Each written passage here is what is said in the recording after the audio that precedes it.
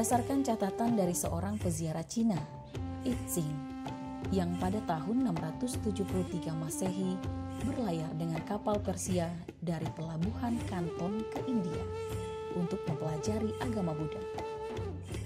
Setelah 20 hari berlayar, Yixing akhirnya sampai di Boga, berlabuh dan menetap di sana selama 6 bulan sambil mempelajari tata bahasa Sanskerta. Yixing melanjutkan perjalanan ke India dan tinggal selama 18 tahun di Nalanda, India. Dalam perjalanan pulangnya, ia kembali singgah selama beberapa tahun di Kerajaan Sri Boga, yang juga ia sebut Sanposi atau Malayu.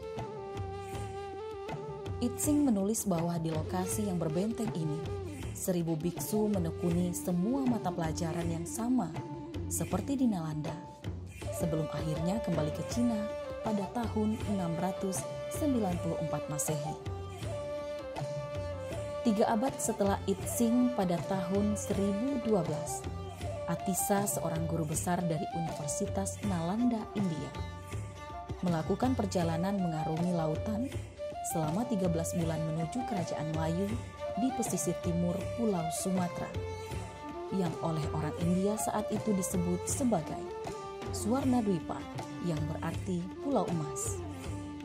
Atisa berangkat untuk berjumpa dengan guru yang paling disayangi selama hidupnya, Serlimpa Dharmakirti, orang dari Pulau Emas.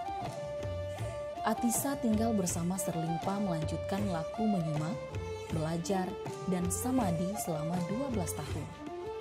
Di tahun 1025, ia berlayar pulang ke India membawa serta ajaran oleh sang guru dari Pulau Emas.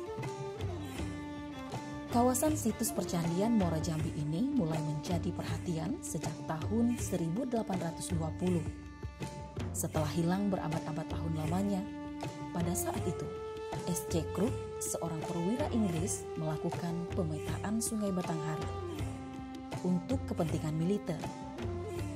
Menerima informasi laporan dari masyarakat desa, mereka melaporkan benda-benda aneh berbentuk bebatuan dan pecahan keramik-keramik kuno. Setelah lebih 100 tahun sesudahnya, Frederick Martin Snapjord memiliki ketertarikan benda-benda arkeologi Hindia Belanda. Kemudian menarik kesimpulan bahwa kawasan itu merupakan ibu kota peradaban yang sangat maju di zamannya.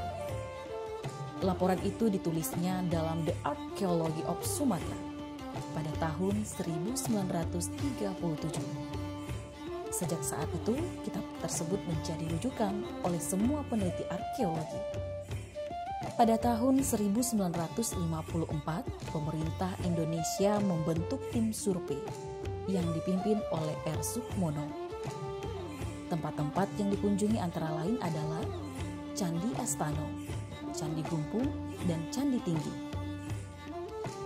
Pada tahun 1976, kegiatan pemugaran reruntuhan candi-candi mulai dilaksanakan oleh Direktorat Sejarah dan Purbakala, Departemen Pendidikan dan Kebudayaan Republik Indonesia. Pada tahun 1981 hingga 1984, penelitian sendiri mulai aktif dilakukan sampai dengan sekarang.